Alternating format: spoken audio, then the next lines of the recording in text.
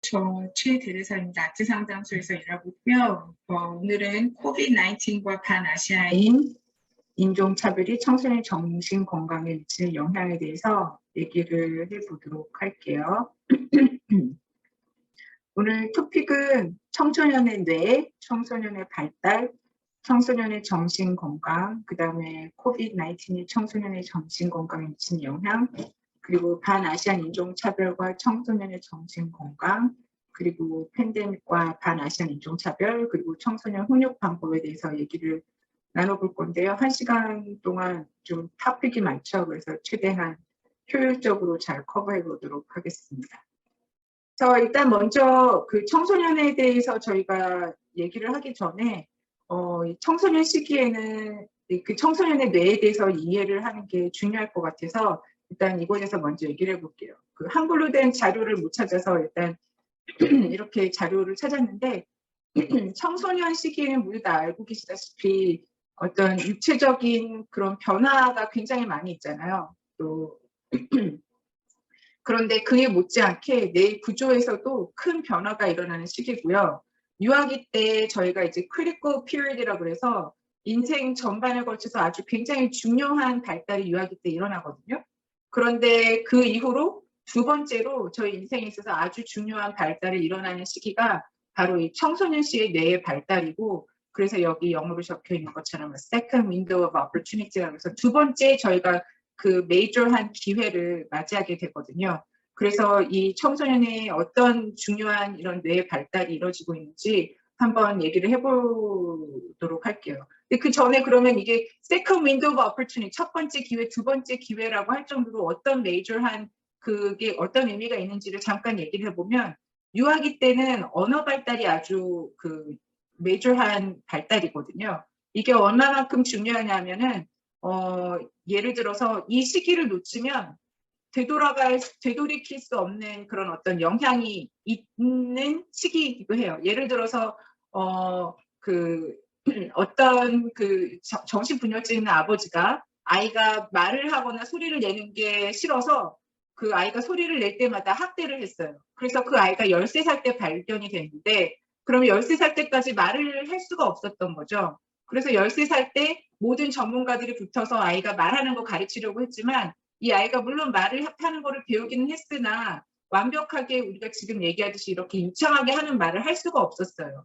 그러니까 그 중요한 또 다른 예로는 여기 이민 오시잖아요. 그러면 여기 지금 이민자분들 많이 계시는데, 아까도 제가 이제 어떤 클라이언트 분한테 여기서 사신 지 얼마나 되셨어요? 근데 30년이 넘으셨대요.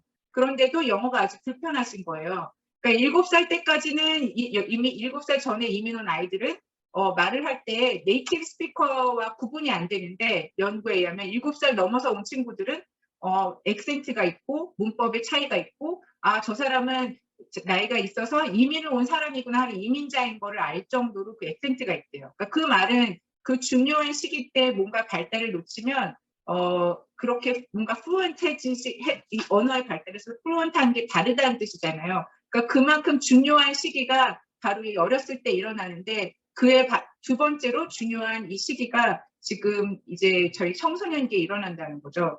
그러면 그게 이제 저희가 굉장히 중요한 기회가 있고, 부모로서 우리 아이들에게 지금 어떻게 해주느냐에 따라서 아이의 나머지 인생에 큰 영향을 미친다고 하잖아요. 그럼 무슨 영향인가? 이 사춘기가 시작되는 초기 사춘기, 그러니까 9살에서 14살 사이에는 아주 작은 변화들이 크고 영구적인 영향을 미치는 이 기회의 차이라고 할 수 있어요. 이렇게 보시다시피 작은 그런 변화들이 큰 영향을 주는 거죠, 이 인생에. 그래서 한 예로 전쟁이나 특히 이제 이 그 초기 사춘기 때, 조금 이따 사춘기 단계에서 얘기를 하겠지만 9살에서 14살을 초기 사춘기라고 하는데 굉장히 중요하거든요. 예로 전쟁이나 기아를 겪은 초기 사춘기 청소년들은 유아기 때나 아니면은 뭐 15살에서 21살에 이런 사춘기를 겪는 청소년들보다 수명이 더 짧은 걸로 나타났대요. 그러니까 이 시기가 얼마나 더 중요한지를 저희가 알 수 있겠죠. 그리고 초기 사춘기는 생식기 발달과 뇌 구조적인 기능 변화를 불러오는 엄청난 호르몬의 변화가 있는 시기이기도 하거든요. 그래서 이런 호르몬 변화로 인해서 뇌의 변화가 이 호르몬의 변화로 인한 뇌의 변화가 청소년들의 독립성이랑 또 이 친구들이 이때 가장 예민한 것이 그 highly rewarding 한 것들에 굉장히 뇌가 예민하게 반응을 해요. 그래서 그때는 뭔가 좀 새롭고 자극적이고 굉장히 highly rewarding 한 것들을 추구하는 경향이 있기 때문에 어떻게 볼 때 저희들이 볼 때는 조금 충동적이고 조금 생각을 좀 덜 하고서 하는 행동들을 하는 경향들이 있는 거죠. 어쨌건 이런 것들이 이 아이들의 어른으로 클 때 사회적이나 심리적이나 감정적이나 또는 인지적인 발달에 아주 큰 영향을 미치게 되고 인생의 어떤 기로를 바꾸게 되기도 한다고 볼 수 있을 것 같아요.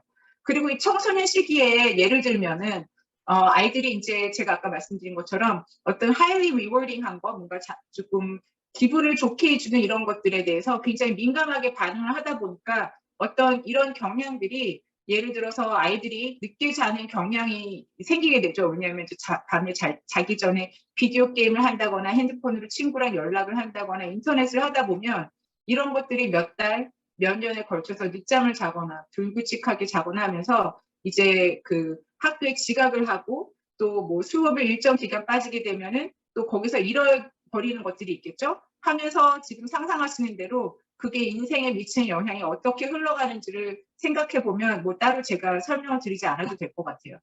아무튼 이런 부정적인 영향, 지금 제가 이제 부정적인 것에 대해서 얘기를 했지만 또 그거를 반대로 보면은 저희가 얼마나 이 청소년들의 뇌를 잘 서포트를 해주냐에 따라서 또 반대로 굉장히 긍정적인 영향을 미쳐서 또 인생의 다른 그 방향으로 흘러갈 수 있겠죠. 그리고 이제 저희가 가장 중요하게 생각해야 될 것들은 청소년의 뇌가 어떻게 이제 그러면 생겼는가. 일단 청소년 시기는 저희가 그 림빅 시스템이라 그래가지고 저희의 본능을 다스리는 그 뇌가 굉장히 급성장을 하는 시기예요. 그리고 또 동시에 여기 전두엽이 또 많이 발달을 하고 있는 시기이긴 한데 문제는 전두엽은 발달이 좀 느린 편이라서 완성이 20대 중반에서 늦으면 30대 초반까지도 시간이 걸리거든요. 그런데 이 림빅 시스템은 지금 이 시기에 거의 이제 뭐 완성이 되는 거죠. 굉장히 급성장을 하는 시기인데 이 본능을 담당하는 곳은 감정, 저희가 이제 아믹달라라고 해서 저희 감정을 다스리는 뇌에서 감정을 다스리는 부분이 있는데 이때 발달이 엄청 급성장을 하는 시기예요. 그래서 아이들이 그러면 반응을 할 때 이 전두엽이 다 발달된 성인들은 어떤 일에 반응을 할 때 전두엽으로 반응을 하지만 아이들은 지금 급성장하고 있는 림빅 시스템 안에 림빅 시스템으로 먼저 반응을 하게 되다 보니까 반응이 감정적인 것들이 훨씬 많이 있겠죠. 그리고 또 아까 말씀드렸다시피 그 highly rewarding한 거, 뭐 저희 뇌에 지금 rewarding이 immediate 해야 돼요. 바로 지금 당장 우리가 즐겁고 이 자극적인 것들을 지금 당장 원하는 것들이 다 이 본능적인 것에 관련이 있잖아요. 그러다 보니까 조금 더 충동적이고 또 그 생각을 덜 하게 되고 이런 감정 위주로 하는 것들이 저희 어른들하고 부딪히게 하는 그런 문제들이 되기도 하고 또 리스키한 거, 아이들이 내가 지금 이렇게 행동하면 앞으로 또 어떤 결과가 있을까를 미처 생각하지 못하고 행동을 하기 때문에 조금 위험한 행동들을 하게 되어서 이 시기에 뭐 마약 문제라든지 또 성관계라든지 여러 가지 리스키한 행동들이 많이 일어나죠. 이 뇌는 어디서 그 사진이 나온 거냐면요. 연구가 있었어요. 그러니까 그 두려움을 표현하는 그 얼굴 사진을 보여주고 아이들이 그 사진이 지금 어떤 감정인지를 읽게 하는 실험을 했는데 어른들의 경우 100% 저 얼굴은 두려움을 느끼는 표정의 얼굴이다라고 100% 답을 했다면 아이들은 50% 정도만의 정확성을 가지고 어떤 아이들은 화난 얼굴이다, 어떤 아이들은 저거는 놀라 보이는 얼굴이다라고 잘못 그렇게 해석을 했대요.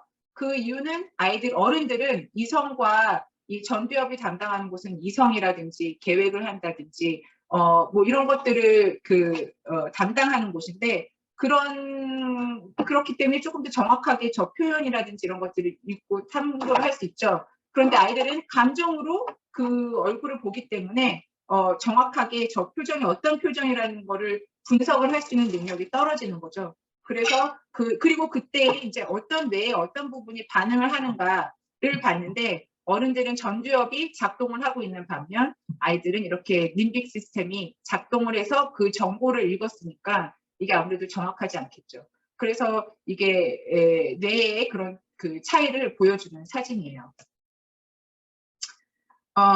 그리고 또 한 가지는 이제 저희가 지금 코비드잖아요. 이 코비드는 코비드에다가 또 저희가 그 반아시안 인종 차별의 문제들이 여러 가지가 많이 있어서 그런 부분이 어떤 청소년들에게는 트라우마로 겪어질 수 있을 것 같아요.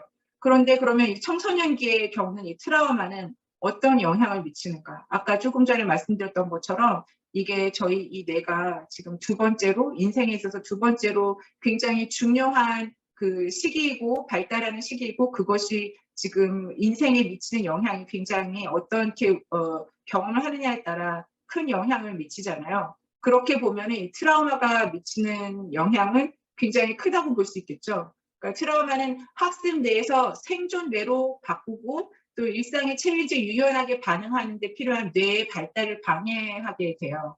그래서 트라우마가 감정을 조절하고 충동을 조절하고 또 스트레스가 있을 때나 흥분될 때 이 스스로 컴다운 시키는 자기 조절 능력의 발달을 방해하게 되고 또 이 전두엽의 왜냐하면 저희가 방금 얘기한 것처럼 이렇게 감정에 의존을 하게 되고 전두엽을 사용을 해서 저희가 어떤 상황인지 이성과 또 논리와 이런 것들을 통해서 판단을 해야 되는데 감정에 의존을 하게 된다면 그러면 아무래도 그 상황 판단을 하는데 그리고 문제를 해결하는데 방해가 되겠죠. 그래서 그런 부분에 있어서 문제가 생기게 될 수 있어요. 그런데 그러면 이때 어떻게 해줘야 되느냐? 부모님이 이 어떤 이런 힘든 상황들을 어떻게 해석을 하고 반응을 하느냐에 따라 그게 우리 아이들에게 있어서는 트라우마가 될 수도 있고 안 될 수도 있겠죠. 부모님이 그거를 트라우마로 하지 경험 예를 들어서 어떤 실험을 했는데 지진이 일어나는 것과 같은 상황을 만들어 놓고 그 안에 가족을 넣었어요. 그러고서는 지진이 일어나고 그 어린아이에게 한 부모는 와 지진이야 하고 굉장히 놀라는 그런 반응을 하고 또 한 부모는 이거 지금 지진이 일어나는데 괜찮아 곧 잘 지나갈 거야 하고 말했는데 똑같은 상황에도 나온 그 어린아이는 부모가 지진이야 하고 한 아이는 트라우마가 생겼지만 괜찮아 금방 지나갈 거야 하고 침착하게 대응한 부모의 아이는 트라우마가 생기지 않았다는 거예요.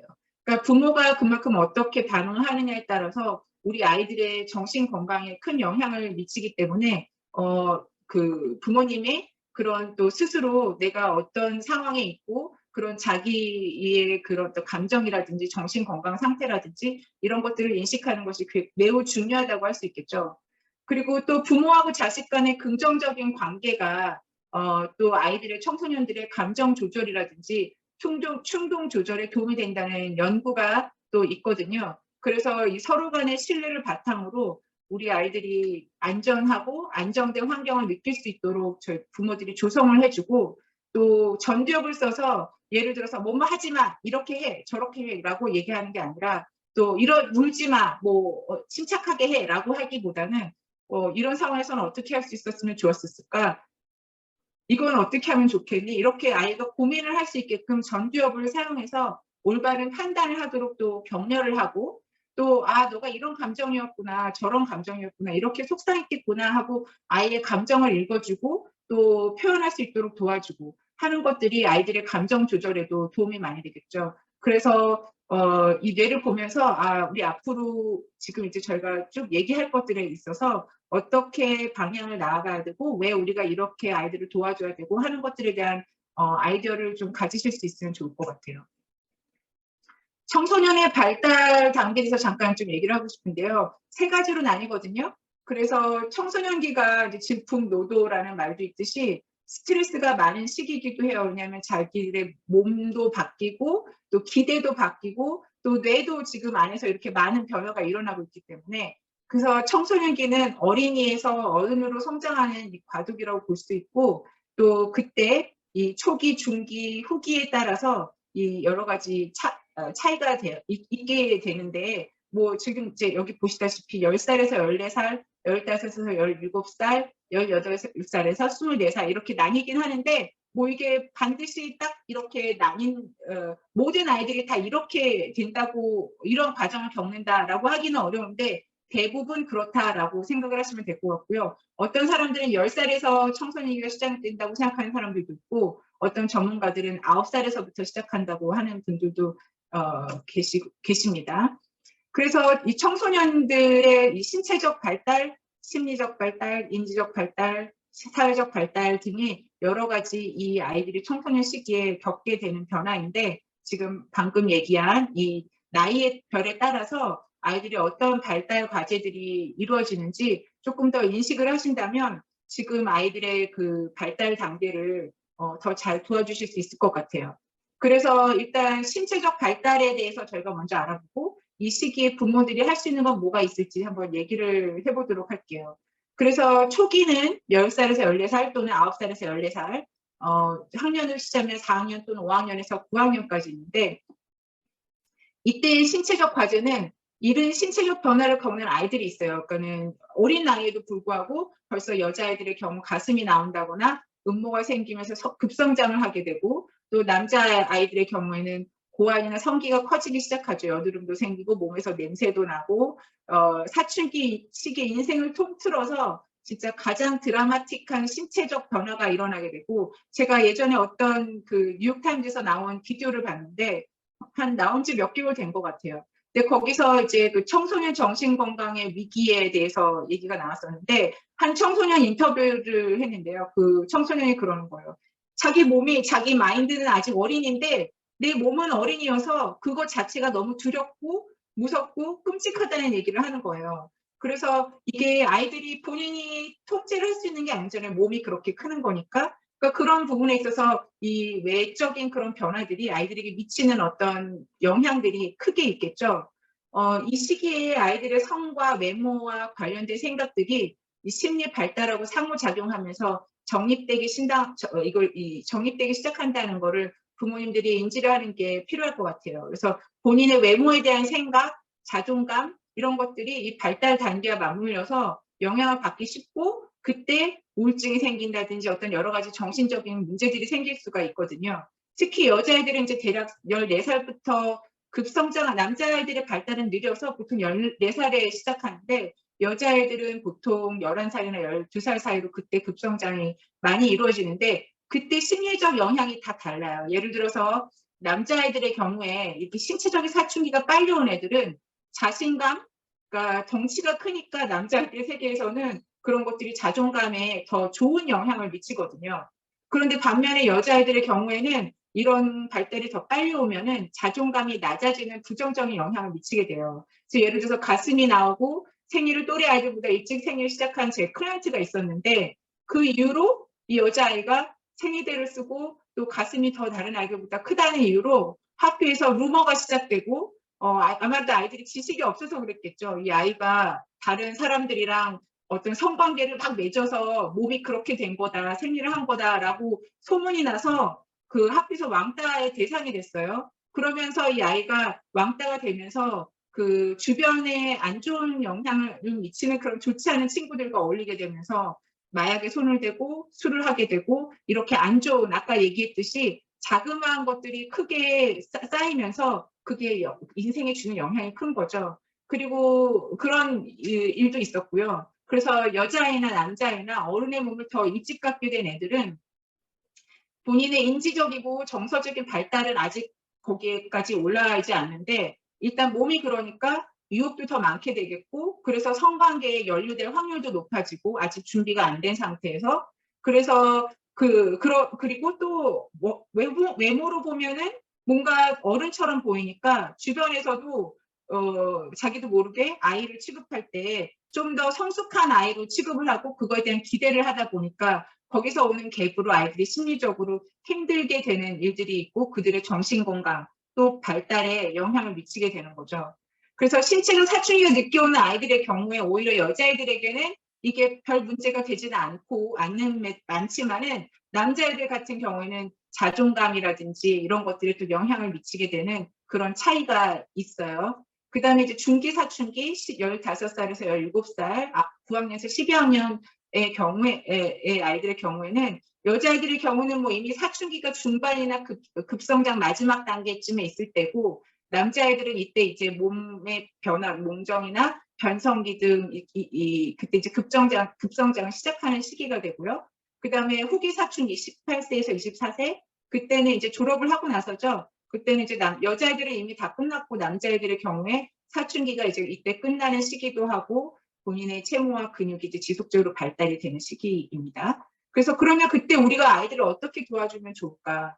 아이들이 굉장히 많은 변화를 겪고 있는 이 시기에 우리가 정상이야. 네가 지금 너희가 겪고 있는 것들이 정상이라고 얘기해 주는 것이 굉장히 큰 의미가 있을 거예요, 애들이. 그래서 비록 정상적인 발달이라는 개념이 굉장히 광범위하지만 부모님들을 포함해서 우리 애들이 속함이라는 거에 대해서 늘 부모님들에게도 속하지만 또래에게도 속하고 이게 우리 속함에 대해서 늘 걱정을 하거든요. 그런데 누구는 더 빨리 성장하고 덜 늦게 성장하고 하면서 어떤 그런 속함에 대한 불안함을 느끼게 될 수 있잖아요. 그래서 아이들에게도 그런 걱정에도 불구하고 다른 아이들과 발달이 다르더라도 우리 아이들 개인의 발달 과정에는 아무 문제가 없다고 안심시켜주고 그리고 또 아무래도 신체적 발달이니까 아이들이 건강하게 먹고 클 수 있게끔 도와주고 또 이런 긍정적인 생각을 할 수 있게끔 옆에서 격려해주고 육체 활동도 이렇게 하고 또 이런 것들을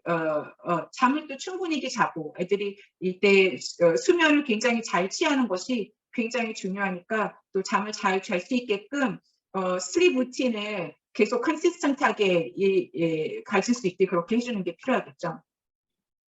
타임 매니지상 더 빨리 하도록 할게요. 그 다음 아이들이 이루어야 되는 그런 단계는 심리적 발달, 심리적 정서적 발달 단계가 있는데 이 시기에 애들은 이제 아까 방금 말씀드린 것처럼 본인의 어떤 그 육체 반응이 아까 말한 것처럼 심리적 발달에 영향을 굉장히 미치잖아요. 또 이때가 어떨 때냐면은 특히 이제 10세에서 14세는 중학교를 막 시작할 때거든요. 저희가 보면은 킨더 시작할 때, 중학교 시작할 때, 학교가 바뀔 때마다 아이들이 그 적응을 하는데 여러 가지 힘들어함들이 있거든요. 그러니까 물론 또래 친구들도 바뀌게 될 거고 선생님도 바뀌고 그 다음에 또 과제의 양도 늘어나고 하면서 아이들이 새로운 환경, 뭐 과제, 대학 입시 준비, 또래 집단 여러 가지 스트레스가 늘어나는 시기라는 거를 부모님들이 인지를 하시고 그거에 대해서 조금 더 이해를 해주셨으면 좋겠어요. 그리고 또 중기 15세에서 17세 때는 이때는 이제 아이들의 언어 능력이 조금 더 심화되고 그래서 본인의 애들이 조금 더 프라이빗해져서 남들에게 어떤 본인의 개인적인 감정을 이렇게 특히 부모들이 알기가 어려워지죠. 그런 것들로 인해서 애들이 뭔가 조금 불안정한 마음들이 심화되기도 하고 그리고 또 이때 애들이 또 자의식이 또 강해지는 시기이기도 하고요.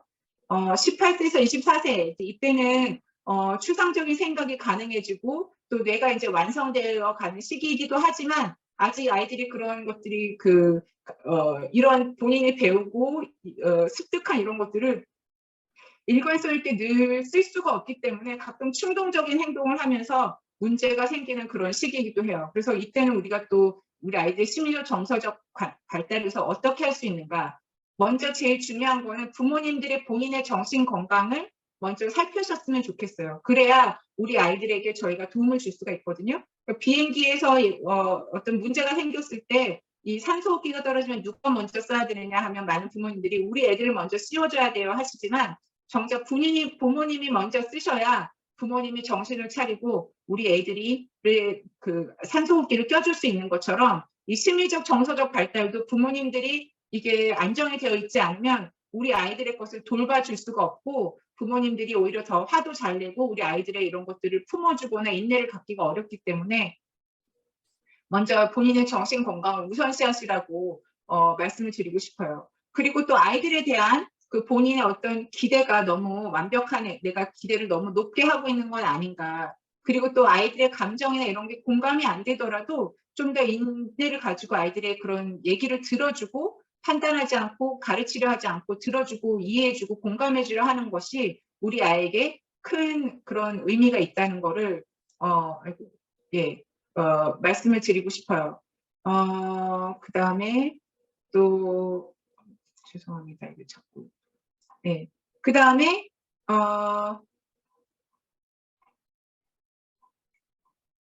네. 네. 그리고 부모님이 제가 아까 말씀드린 것처럼 어떤 본인의 정신 건강을 잘 돌봐서 본인의 화나든지 감정을 좀 잘 다스려서 그런 것들이 자체가 이런 긍정적인 대화 기술이 우리 아이들에게 또 모범이 되겠죠. 이때는 소셜 러닝이라 그래서 다른 사람을 통해서 하는 것들을 보고 배울 수 있는 것들이 많이 있거든요. 그래서 부모님이 그런 것들을 열심히 노력을 하셔서 아이들에게 모범을 보여주신다면 아이들의 대화 기술을 긍정적인 대화 기술을 보여주고 가르쳐 줄 수가 있고 또 아이들의 어떤 감정을 표현할 수 있는 것들을 또 그런 능력을 향상시켜 주실 수도 있고 부모님이 스트레스 매니지먼트를 잘하고 계신다면 아이들에게 그런 것들을 보여주실 수 있겠죠. 화를 내지 마, 소리 지르지 마, 침착하게 얘기해, 딥브리딩 해, 얘기하면서 우리가 그러니까 조용히 하라고 이렇게 화내는 모습을 보면 아이들이 아마도 보는 것을 먼저 보고 배우겠죠. 부모님 말하는 것보다도. 그래서 그런 부분은 부모님들이 신경을 써주셨으면 좋겠어요. 이때는. 인지 발달이 또 아이들이 이때 청소년기 시기에 굉장히 많이 이루어지는 시기인데 아까 말씀드린 것처럼 전두엽이 많이 발달하고 있는 그런 시기이기도 합니다. 그래서 앞에서 뇌 발달에서 얘기했다시피 제2의 뇌 급성장이 이루어지는 시기잖아요. 새로운 뇌세포들이 막 생기고 이 불필요한 그런 여러 가지 안 쓰는 그런 세포들, 엑스트라 세포들이 이때 막 정리가 되는 시기거든요. 그래서 이 뇌세포들이 연결돼서 이 뇌 안의 정보들을 저희가 이제 쉽게 유용하게 사용할 수 있게 정리정돈이 일어나는 그런 시기이고요. 또 아이들이 사고에 대한 사고, 그러니까 내가 어떤 생각으로 지금 이런 대답이나 결론에 도달했는지 돌아볼 수 있는 그런 스킬을 또 갖게 되는 그런 시기이기도 합니다. 그래서 그렇지만은 이렇게 해서 이제 아이들이 많이 여러 가지 능력들이 새로 생기는데 그럼에도 불구하고 우리가 볼 때는 굉장히 아이들 뇌가 많이 발달된 것처럼 보이지만은 사실은 이때 제가 아까 말씀드린 것처럼 저희 림빅 시스템, 감정이라든지 본능을 다스리는 곳이 지금 급성장하고 있고 전두엽은 아직 발달이 천천히 이루어지고 있고 20대 중반에서 30대 초에 이게 완성이 되는 거기 때문에 아직 아이들이 충동 조절이 잘 안 되는 시기이죠. 그래서 겉으로 볼 때는 될 것 같은데 이런 충동적인 행동들을 하고 우리가 볼 때는 조금 생각을 좀 더 하고 하지 그런 위스키한 행동들을 하고 그런 부분들을 이래서 아이들이 그러는 거구나 하고 이해를 하시고 아이들의 그것들을 고려를 해서 아이들에게 다가가는 것이 굉장히 필요하다라는 거를 다시 한번 얘기를 하고 싶어요. 또 이때 아이들이 이제 한창 학교에서 배우는 것들이 많이 어려운 때잖아요. 그래서 아이들이 어떤 배우는 스타일이 달라가지고 뭐 어떤 과목을 쉽게 하는데 어떤 과목은 어렵게 하고 또 이때 학습 장애나 뭐 ADHD나 우울증이나 불안장애나 자폐나 이런 여러 가지 그 문제들로 인해서 아이들이 학업의 배움을 어려워할 수 있기 때문에 그런 일들이 있을 때 부모님들이 학교나 또 주변의 어떤 전문가들을 통해서 빨리 서비스를 받을 수 있도록 도와주는 게 굉장히 중요한 것 같아요. 그래서 예, 그거에 대해서 조금 더 이따가 나중에 더 자세하게 얘기를 하겠지만 어쨌건 필요한 그런 도움들을 부모가 주지 못한다면 학교에서 뭐 특수교육이라든지 위저널 센터라든지 아니면 상담 전문가라든지 이런 분들을 통해서 아이들이 그런 도움을 제때제때 적시에 받을 수 있게끔 그렇게 도움을 주는 것이 필요합니다. 그 다음에 또 인지 발달을 하는 데 있어서 이 아이들의 가장 큰 다른 점은 예전에는 아이들이 추상적인 생각보다는 구체적인 생각을 더 많이 했었는데 이제 청소년이 되면서부터 아이들이 추상적인 생각을 할 수 있는 능력이 생기게 돼요. 그래서 예를 들면은 구체적인 생각을 하는 애들은 엄마가 예를 들어서 뭐 천식 있는 아이라 그러면은 자꾸 너 천식 크기 쓰는 거를 잊어먹으면 아프게 될 거니까 꼭 잘 써. 라고 얘기를 했는데 아이가 예를 들어서 그걸 잊어먹고 2번이나 안 썼어요. 그러면 이 아이의 결론은 내가 지금까지 2번이나 잊어먹고 안 했는데도 괜찮았으니까 이제 난 천식 흡입기가 필요 없어 라는 결론에 이를 수가 있는데 중기나 후기 청소년처럼 이 추상적인 생각이 가능한 아이들 같은 경우에는 내가 이거 천식 흡입기 쓰는 거를 2번이나 잊어먹었지만 그렇지만 괜찮았었던 건 그때 내가 심하게 운동을 하지 않았기 때문이니까 나중에 심한 운동을 하거나 뭐 날이 추울 때나 다른 어떤 상황이 있을 때는 1000큐빅기가 필요할 수 있으니까 계속 갖고 다니면서 써야겠다라고 결론을 내릴 수가 있거든요. 차이가 크잖아요. 그래서 이런 추상적인 생각을 할 수 있는 나이가 되는 나이가 청소년기이긴 하지만 이걸 일관적 있게 쓸 수가 없다. 그래서 우리가 볼 때 아까도 계속 말씀드렸지만 어떤 충동적인 행동이라든지 리스키한 행동, 뭐 마약을 한다거나 어떤 안전하지 않은 성관계를 한다거나 이런 것들을 하는 그런 문제들이 계속 있을 수가 있는 그런 나이기 때문에 우리가 부모의 역할은 열린 질문을 해서 아이들이 추상적인 생각을 하는 스킬을 할 수 있게 항상 도와주는 거죠. 예를 들어서 뭐뭐에 대해서 어떻게 생각하니? 어떤 상황에 대해서 어떻게 대처하면 좋았을까?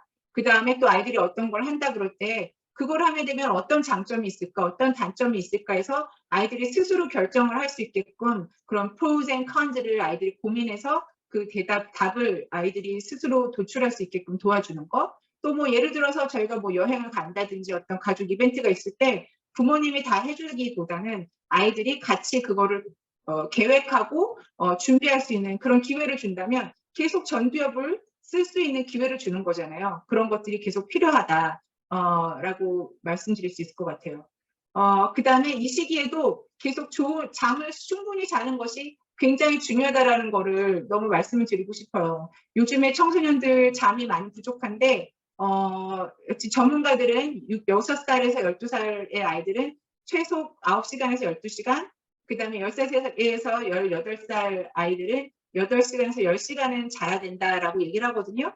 그래서 침대방에 아까도 수면 슬립 루틴을 그러면 그 규칙을 좀 잘 지킬 수 있게끔 만들어주시고 또 실천할 수 있게 도와주시는 것이 굉장히 필요하다. 그래서 침대방에서는 잠만 자는 걸로 그 안에 컴퓨터를 놓는다든지 뭐 전화기를 놓는다든지 하기보다는 잠만 잘 수 있게끔 그런 잘 수면을 취할 수 있는 환경을 취해 주시는 게 굉장히 중요하고 또 아이들이 그때 뭐 스케이트보드라든지 뭐 여러 가지 운동을 할 때 머리를 다치지 않고 할 수 있게끔 헬멧 쓰는 것도 꼭 신경 써주시고 또 운동을 할 때도 스포츠도 뭐 그런 리스크가 있는 스포츠라면은 조금 그런 부분에 대해서는 인지를 하고 조심해서 할 수 있게끔 아니면 아이가 다쳤을 경우에 증세가 어떻게 도움을 빨리 받아야 되는지에 대한 어떤 인지를 하고 있는 것들이 필요할 것 같아요. 아무튼 수면에 대해서 더 한번 얘기를 하자면 정말 너무 중요하고요. 아이들의 집중력이라든지 뭐 우울증이라든지 기억력이라든지 불안증이라든지 여러 가지 정신 건강에 있어서 매우 중요한 역할을 하기 때문에 수면에 대해서 다시 한번 강조를 하고 싶습니다. 아이들의 인지적 발달에 있어서. 사회적 발달도 아까 육체적인 신체적 발달에서 잠깐 말씀을 드렸었지만 굉장히 속함이 중요한 그런 시기잖아요. 또 이때 아이들의 세상이 그 전에는 항상 엄마 아빠 가족 위주로 또 형제 자매 이렇게 가족 위주로 돌아갔지만 이제는 이 사교하는 세계가 반경이 많이 넓어져서 뭐 팀 스포츠라든지 학교 모임이라든지 혹시 파타임 일을 한다든지 어디서 발런터리 일을 하는 아이들의 경우에는 이제 점점 그 네트워크가 넓어지는 거죠. 그래서 우리가 지금까지 얘기한 이런 인지적이고 신체적이고 이 감정적인 이런 변화들이 이제 이 사회적 역할을 점점 넓어지고 또 이 자기가 책임도 여러 가지 많아지는 이런 것들을 준비하게 하는 그런 역할을 하게 되거든요. 그래서 인지적이고 감정적인 발달은 애들로 하여금 더 깊은 대화를 하고 자기 감정을 더 잘 표현하게 도와주고 또 신체적인 발달은 애들이 이런 육체 자체로 어른이 되어가는 거를 또 보여주고 또 더 큰 책임 맡을 수 있는 기회를 갖게 해주고 또 그러면서 이 청소년들이 학교나 팀이나 교회 등에서 어떤 리더의 역할을 맡게 되고 또 다른 누군가에게 의논의 상대가 되기도 하고 또 이 나이에 남자친구 여자친구 관계도 생기잖아요. 또 누구의 연인이 되기도 하고 이렇게 가족 밖에서 새로운 관계를 맺고 또 정체성 나는 누구인가 라는 그런 정체성을 만들어가는 게 이 가장 중요한 발달 과정 중에 하나인 것 같아요. 그래서 이런 역할을 저희 부모님들이 또 주변 어른들이 잘 소화할 수 있게끔 도움을 주는 것이 필요하고 기회를 주는 것이 굉장히 중요하다고 말씀을 드릴 수 있을 것 같아요.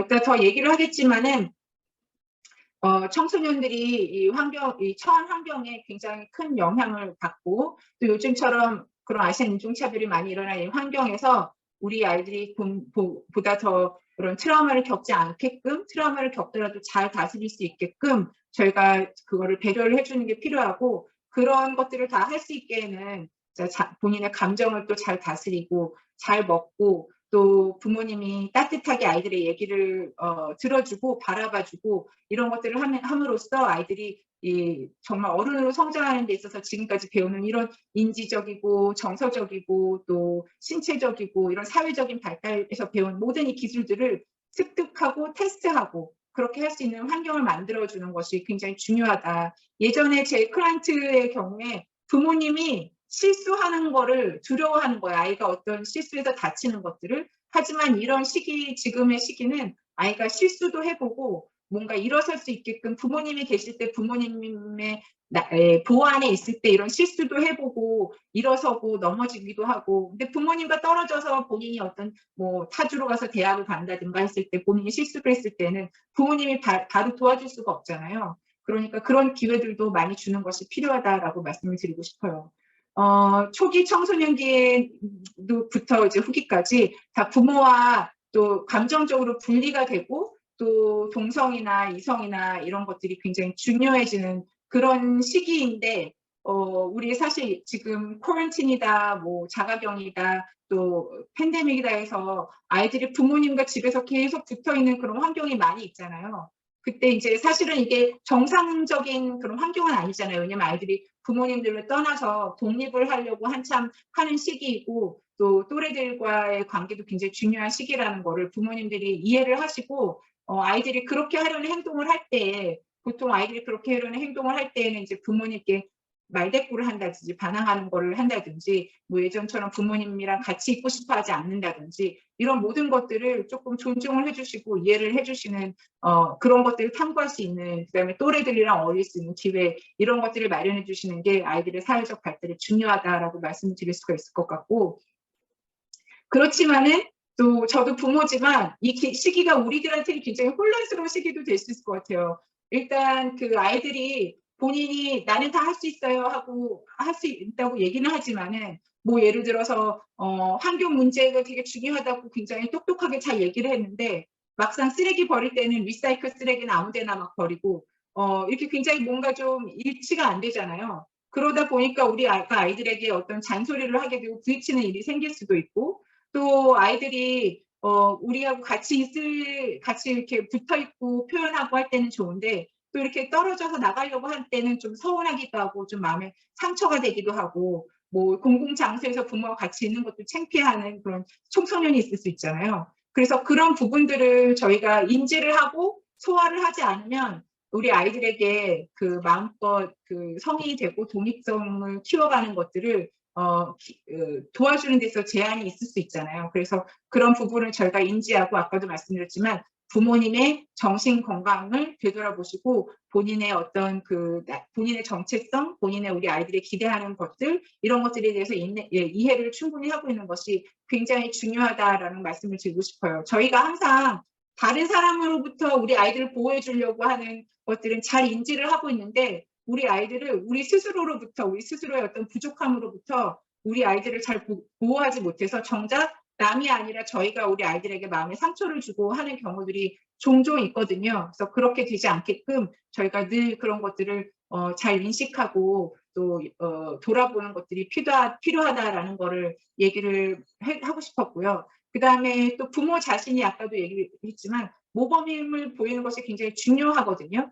그래서 우리가 부부 관계에서도 그렇고 또 다른 사람들하고 관계에 있어서 그 관계를 어떻게 맺어가고 또 이끌어가는 건지 그런 좋은 건강한 관계의 모범을 보이고, 또 특히 이제 우리 청소년 애들 친구들을 만나고 데이트하고 하는 거, 그것도 누구랑 어디서 뭐 어떻게 보내고 있는지 물론 독립을 줘야 되고 스페이스를 줘야 되지만 그래도 그런 것들에 대한 어떤 관심은 좀 잘 갖고 있는 것이 필요하다. 그리고 우리 아이들이 뭐에 관심이 있는지 그런 것들에 관심을 많이 가져주고 또 그런 것들을 통해서 좋은 친구들을 사귈 수 있게끔 그런 장을 많이 보여주셨으면 좋겠고요. 그리고 또 우리 아이들에게 있어서 또 우리가 그 아이들의 마음을 잘 공감하는 것들을 보여주는 것이 필요하다. 그래서 아이들이랑 일단 저희가 친해져야 아이들이 힘든 일 있을 때 저희한테 오잖아요. 그러면 친해지려면 대화를 잘 해야 되는데 대화를 잘 해주려면 저희가 많이 들어야 되거든요. 저희가 커뮤니케이션 스킬을 가르칠 때 커뮤니케이션에 있어서 제일 넘버원은 듣는 거다라고 얘기를 해요. 그래서 정말 잘 다른 거 필요 없고 문제를 해결해 주려고 할 필요도 없고 먼저 아이들이 내 마음을 잘 들어줄 수 있다면 저희가 또 그 아이들이 힘든 일이 있을 때 더 잘 가이드를 해줄 수 있으니까요. 그럼 어떻게 하면 잘 들어주는 건가? 우리 아이들하고 관계가 가까워지는 건가? 일단 아이의 취미나 관심사가 뭔지 또 공통 관심사를 찾아서 같이 시간을 보낼 수 있다면 더 의미 있는 관계를 만들 수 있겠죠. 예를 들어서 동물에 관심 있는 아이가 있다면 같이 동물 쉘터에서 봉사하는 일을 할 수도 있고 뭐 또 아이가 뭐 어떤 다른 좋아하는 것들이 있으면 같이 한번 해볼 수도 있고요. 그리고 아이들이 얘기를 할 때 가르치려고 하는 게 아니라 그랬구나, 저랬구나. 이렇게 그냥 아이가 한 말을 반복해서 그냥 표현만 해주더라도 아이가 아, 엄마가, 아빠가 내 마음을 공감을 하는구나라고 생각하고 또 더 마음을 여는데 도움이 될 거예요. 그리고 또, 이 사회적 발달에 있어서 요즘에 아이들에게 있어서는 저희 시대와는 달리 이 온라인 또 테크놀로지가 또 굉장히 큰 자리를 하잖아요. 그래서 좀 좋은 분위기 좋을 때 아이들하고 온라인 바운더리에 대해서 이건 특히 이제 초기 아이들 좀 10살에서 14살 아직 어린 그런 친구들에게 온라인에서의 어떤 예절 이런 것들을 조금 대화를 나누는 것도 필요하다. 그래서 아이들이 본인의 안전과 또 예의 있게 온라인에서 서로 친구들과 채팅을 하거나 여러 가지 이런 것들을 사도를 하는 데 있어서 좀 아이들이 의식을 할 수 있게끔 가르치는 것도 중요하다라고 말씀을 드리고 싶어요. 실제로 제 어떤 클라이언트 중에는 학교 친구들이랑 채팅을 하다가 과격한 얘기를 해서 학교에서 이제 불려간 적이 있었거든요. 그래서 저희가 다시 한번 온라인 에티켓에 대해서 얘기를 하게 되는 그런 일들이 있었는데 부모님과 미리 컴퓨터나 온라인 인터넷을 사용하기 전에 그런 것들에 대한 좀 대화가 오고 가고 하는 것들도 아이들의 사회적 발달에 있어서 굉장히 중요하다라는 거를 얘기를 해주고 싶고 다시 한번 말씀드리지만 아이들이 본인의 어떤 평가받고 혼나고 뭐 비판받고 하는 것들에 걱정을 하지 않고 부모님께 다가갈 수 있게끔 그런 어떤 좀 세이프한 환경 아이들이 편하게 부모님께 얘기할 수 있게끔 많이 들어주시고 판단하지 않고 많이 들어주시고 공감을 해주셨으면 하는 그런 바람입니다. 저희 타임 매니지먼트 3 이거는 넘어가겠고요. 코비드와 정신건강에서 조금 얘기를 해보도록 할게요. 그래서 코비드는 저희가 보통 정신건강에 어떤 영향을 미치고 상담을 받으러 오시는 분들이 메이저한 그 이유는 인생이 저희가 예측을 할 수가 없고 저희가 어떻게 컨트롤을 할 수가 없고 그리고 또 저희가 언제 죽을지도 모르고 우리 가족이 언제 어떻게 다칠지 모르고 그런 것들에 대한 두려움이 있어서 저희가 정신건강이 이제 흔들리기 시작하는데 코비드가 다 그것과 관련이 있잖아요. 코비드에서 예측을 할 수도 없고 굉장히 여러 가지 베리언트들이 돌아다니고 저희가 통제를 할 수 있는 것도 컨트롤할 수 있는 것도 아니고 저희가 아파서 어떻게 될지도 모르고 우리 가족이 아파도 어떻게 될지를 알 수가 없는 이런 여러 가지 그런 불안정한 것들이 있는데 또 거기다가 우리 또래 아이들의 경우에는 아까 말씀드린 것처럼 정말 많은 변화를 신체적, 정신적, 또 인지적, 뇌의 변화도 일어나고 있고 많은 변화들이 일어나고 있잖아요. 그래서 조금 더 그런 레이어를 포함해서 힘든 것들이 더 많은 것 같아요. 그래서 우리 정신건강 아이들에게 있어서 조금 위협을 주는 여러 가지 요소들이 있는데 그런 것들을 조금 인지를 했으면 좋겠어요. 그래서 예를 들어서 지금 한창 자기 자아 정체성에 대해서 연구를 할 시기인데 지금 이 팬데믹과 맞물려서 우리 아이들에게 어떤 영향을 줄 것인가 또 밖에서 아이들이 잘 만날 수 있는가 친구들을 잘 만날 수 있는가 아니면은 자가격리 때문에 집에서 있으면서 그런 기회들이 우리 아이들이 자아 정체성을 확립하는 데 어떤 영향을 미치는가 또 여기 소셜미디어 정말 문제가 요즘에 많이 있는데요. 이걸 긍정적으로 사용할 수 있게 되면 좋은데 어쨌건 아이들이 컴퓨터를 사용하고 인터넷을 사용하고 있는 룰이 우리 집에 제대로 잘 있는가. 제가 예전에 인터넷 사용하고 비디오 게임 하는 거에 대한 주제로 청소년 관련돼서 아이들 관련돼서 웨비나를 한 적이 있어요. 근데 그때 되게 재미있는 자료를 봤는데 뭐냐면 초등학교까지는 컴퓨터 문제, 게임 문제가 많이 없다가 갑자기 언제부터 그 문제가 많이 시작해지냐면 초기 청소년기, 그러니까 중학교 들어가면서부터 그 문제가 많이 시작되는 거예요. 갑자기 아이들이 그 컴퓨터 쓰고 인터넷 쓰고 비디오 게임 하는 시간이 훅 높아지거든요. 왜 그런가에 대해서는 거기서 설명이 없었는데 거기서 얘기했던 그 연구에서 얘기했던 그 가능성은 이제 초등학교에서 청소년으로 되니까 부모님들이 조금 룰을 초등학교 때까지는 굉장히 꼼꼼하게 룰은 이렇게 되고 이걸 얼마만큼 해야 되고 그런 것들을 슈퍼바이즈는 하는 반면 중학교 때부터는 부모님이 덜 하는 거를 원인으로 삼았는데 제가 여기 앞에 저희 뇌 발달에 대해서 얘기를 했었잖아요. 이미 저희가 청소년이 되면서부터는 아이들이 굉장히 자극적인 거에 반응을 더 많이 하고 즉각적인 자극적인 어떤 플레저, 그 본인에게 리워딩한 것들에 바로 반응을 하기 때문에 이 청소년기에 그런 뇌 영향도 없지 않아 있을 거라는 생각을 하거든요. 그래서 이 소셜 미디어에 대한 그런 그 사용에 대한 룰도 굉장히 부모님들께서 중학교가 되더라도 지금 혹시 여기 계신 분들 중에서 어린 아이들을 보고 계시면 그 룰도 굉장히 그 컨시스턴트하게 중학교, 고등학교 지금 없다면 그 룰도 만들어서 방 안에 있는 컴퓨터를 놓지 않고 커먼 에리아에 모든 사람들이 있는 자리에서 커먼 에리아에서 컴퓨터를 쓰고 저희가 그거를 볼 수 있게끔 아이들이 쓰는 거를 더 의식하고 모니터를 할 수 있게끔 하는 것이 중요하다. 또 또래 관계에도 굉장히 의미가 있는 거고 여기 그 팬데믹 되면서 여기 지금 가족 관계 또 부모 자식 간의 관계에 대해서 조금 더 얘기를 하고 싶은데요. 여기 미국에 있는 코리안 아메리칸 청소년들의 경우에 부모님들이 한국에서 자라셔가지고 조금 한국에서 배운 대로는 우리 부모를 공경해야 되고 부모 말에 토를 달면 안 되고 대꾸하면 안 되고 이런 것들이 있잖아요. 그리고 또 부모님들께서 이제 뒤에서 이렇게 여기 싸우는 장면인데 조금 언성을 높이면서 조금 그런 부딪히는 일들이 생기고 그런 것들이 우리 아이들한테 미치는 영향. 또 우리 그 부모님들이 특히 이제 언어가 조금 어렵다 보니까 우리 아이들을 통해서 아이들이 통역사가 되기도 하고 뭐 이렇게 아이들이 부모를 대신해서 누군가 통역을 해야 되는 그런 상황들이 많이 되면서 사실 조금 한국에 있었을 때는 부모의 어떤 그 authority, 권위 이런 것들이 미국에 오면서 조금 내려가고 아이들이 통역을 하고 이런 부모의 역할을 대신하게 하면서 그걸로 오는 갈등들이 많이 있어요. 그래서 제가 예를 들어서 어떤 클라이언트 같은 경우에는 자기의 그 어린 시절을 빼앗겼다고 생각을 해요. 부모님을 본인이 케어해야 됐다고 생각을 하고 부모님이 어떤 어른들과 어떤 어른의 문제로 얘기를 할 때 본인이 가서 통역을 해야 되고 그런 것들이 아이들한테 굉장히 부담이 되고 힘이 들거든요. 그래서 혹시 내가 우리 아이들에게 그런 건 하지 않았었는가? 만약에 그렇다면 그런 아이들이 해야 되는 그런 것들은 아이들에게만 맡기고 어른이 해야 되는 그런 부분은 조금 다른 어른들의 지인을 통해서 도움을 받는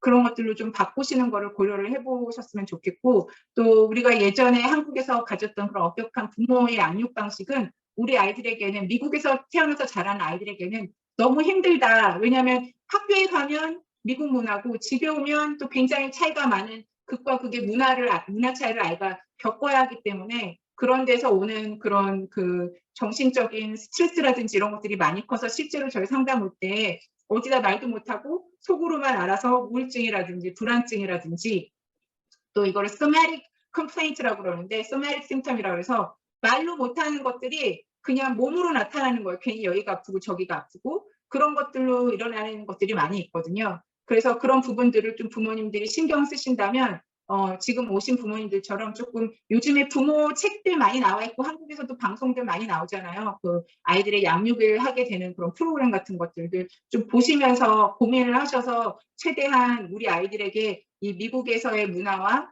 또 내 문화의 어떤 갭을 조금 줄여 나갈 수 있게끔 아이들이 힘들지 않게끔 고민을 해보실 수 있을 것 같아요. 그리고 또 지금 이제 여기 보시다시피 그 반아시안 인종차별 이런 것들로 인해서 사실 우리 아이들이 이런 것들로 인한 미묘한 차이 같은 거, 차별 이런 거 느끼거든요. 그런 것들이 또 우리 아이들에게 굉장히 스트레스가 되는데 예전에 제가 어떤 자료 읽은 거에 의하면은 자기 정체성이 분명한 아이들은 안정된 아이들은 우울증이라든지 우울증이나 정신건강 문제가 적고 학교 생활도 그다음에 그 학업 성적도 높고 그다음 마약이라든지 이런 것들이 이용이 낮대요. 그래서 우리 아이들이 자아 정체성에 또 나는 누구인가 이런 것들을 아이들이 그 확립을 하는 데 있어서 부모와의 관계가 중요하잖아요.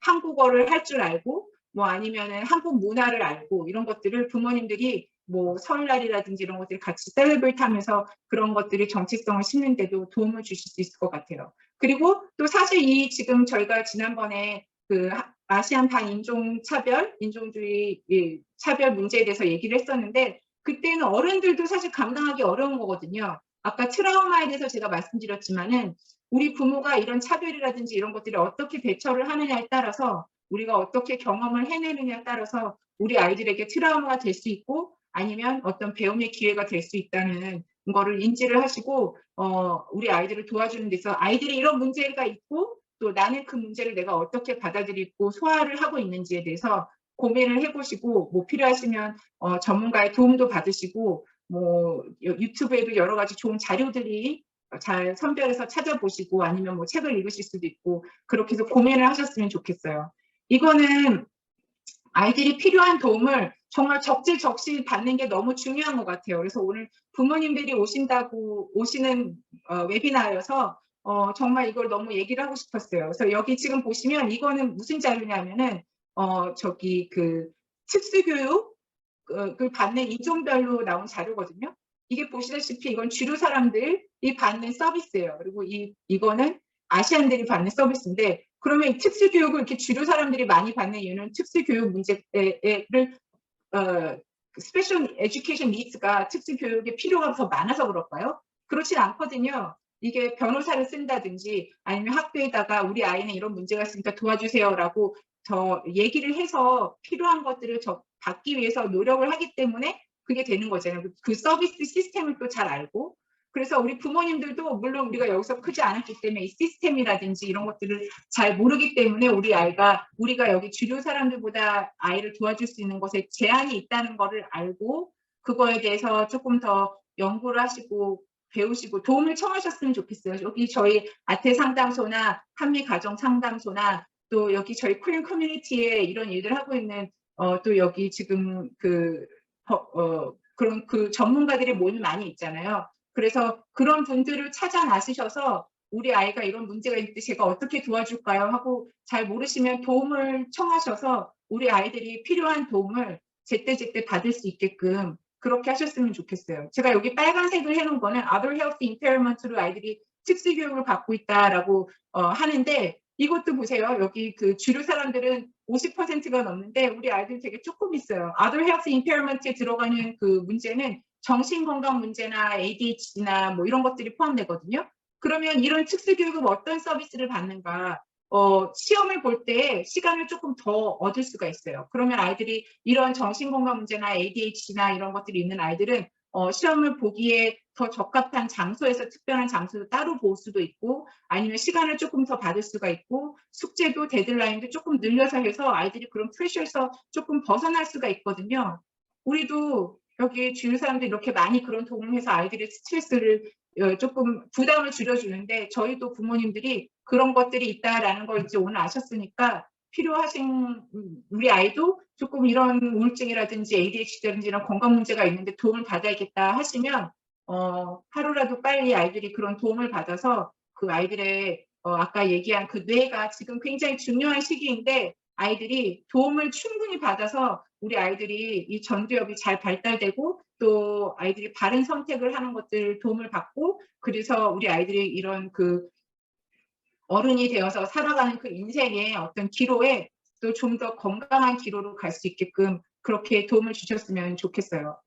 청소년 정신건강 방금 저희가 얘기하면서 여기 여러 가지 얘기가 나왔는데 우울증, 불안증, 뭐 ADHD, 이제 섭식장애 이 섭식장애 같은 경우 요즘에 많이 일어나고 있는데 특히 이제 제 어떤 클라이언트 경우에는 집에서 쿼런틴 동안에 한창 팬데믹에서 밖에 많이 못 나갈 때 집에서 유튜브를 많이 봤는데 거기 날씬한 언니들이 다이어트하는 영상을 보면서 본인이 그거를 시작을 하다가 거식증에 걸린 거예요. 그래서 굉장히 머리도 많이 빠지고 지금 굉장히 도움이 많이 필요한 상황으로까지 가고 뭐 그런데 이렇게 보시고 우리 아이들이 이런 이 힘든 시기에도 정신 건강에 조금 이상이 있다, 정신 건강에 이상이 있다라고 말하는 거는 저희가 일상생활에 지장이 있기 시작한 다음부터 저희가 정신건강에 이상이 있다라고 말할 수 있거든요. 그러니까 도움이 필요하다라고 하는 아무 때나 도움 받으셔도 되는데 그래도 우리 아이가 조금 도움이 정말 필요하다라고 하는 그 시점은 아이들이 친구 사귀는 데 문제가 있고 학교 성적이 떨어진다든지 숙제를 제때제때 못 낸다든지 학교 가는 거 싫어한다든지 일상생활에 지장이 생길 때 정말 도움이 필요한 거니까 우리 아이들 뇌 발달에도 굉장히 중요한 시기니까요. 두 번째 창의래잖아요. Second window of opportunity. 그래서 아이들이 빨리 도움을 받을 수 있게끔 전문가들을 찾아가셨으면 좋겠어요. 대략 그러면 어떤 증세들을 저희가 봐야 되는가? 일단 그 짜증을 많이 내고요. 그 다음에 뭘 자꾸 잊어먹고요.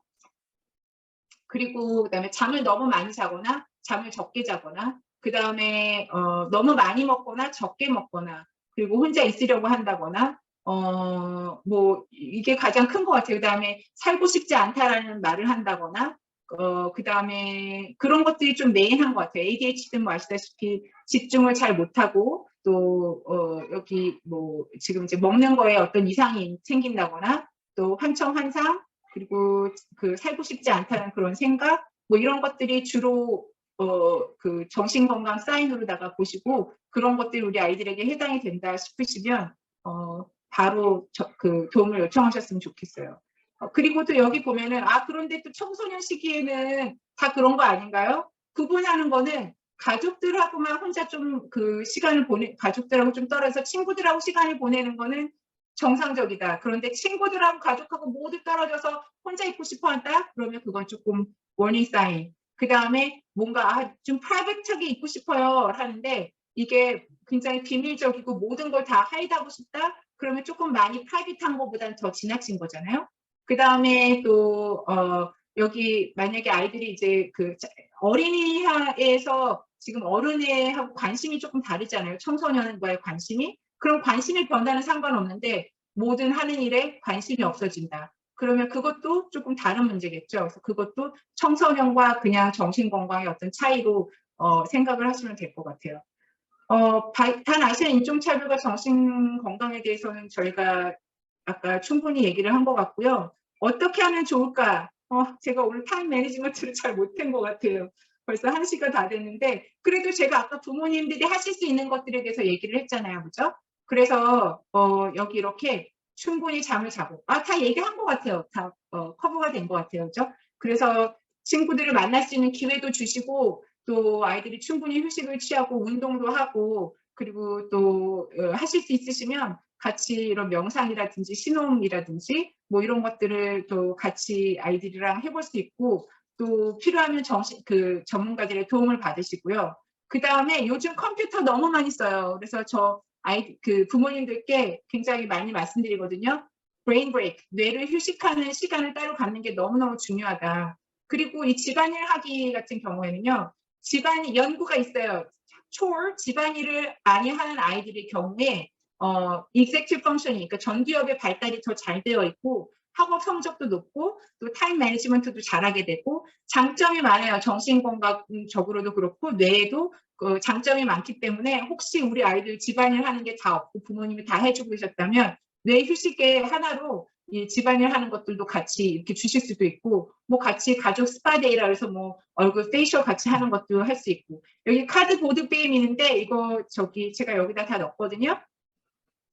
다 너무 재미있고 쉽게 할 수 있는 게임들이에요. 그래서 여기 이거 보시고서 하나씩 한번 사서 부모님들이 영어로 인스트럭션 있는 게 귀찮다 하시면 자녀분들이랑 같이 유튜브 보시면서 어떻게 하는지 아니면 자녀분이 그거를 읽고서 부모님한테 가르치고 부모님은 하고 배우시면서 자녀분들에게 배우시면서 이 게임을 같이 해보시면 좋을 것 같아요. 다만 기억하실 점은 이 아이들이랑 보내는 이런 시간들은 가르치는 시간이 아니고 재밌게 보내는 시간이라는 걸 기억을 하시고 이건 이렇게 해야지 저건 저렇게 해야지 가르치거나 뭐 잘못했다는 지적을 하거나는 절대 하지 마시고 즐겁게 아이들이랑 노는 거에 집중을 하셔서 하시는 그런 시간을 가지셨으면 좋겠어요. 퍼즐이라든지 뭐 이런 것들도 하나의 또 같이 할 수 있는 그런 액티비티가 될 수 있을 것 같아요. 나머지는 어떤 자료입니다. 그래서 참고하셔서 우리 아이가 도움을 받아야겠다 하시면은 이런 곳에 연락을 하셔서 도움을 받으시면 될 것 같아요. 네, 최 박사님 감사합니다. 좋은 내용 감사하고요. 참석해 주신 분들 감사하고요.